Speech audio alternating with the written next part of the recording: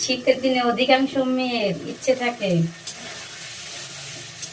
সকালবেলা তাদেরকে রান্না বান্না করে কম্বলের নিচে বসে খেতে দেওয়া। আর বাকি মেয়েদের হচ্ছে মনের কথা থাকে, সেটা হচ্ছে যে স্বামী সন্তানের চিন্তা করে সকালবেলা উঠে রান্না বান্না করা।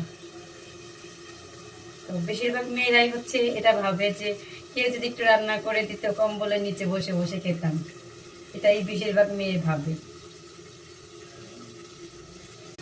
শীতের দিনে অধিকাংশ মেয়ের ইচ্ছে থাকে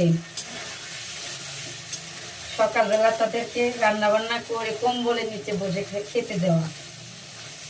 আর বাকি মেয়েদের হচ্ছে মনের কথা থাকে, সেটা হচ্ছে যে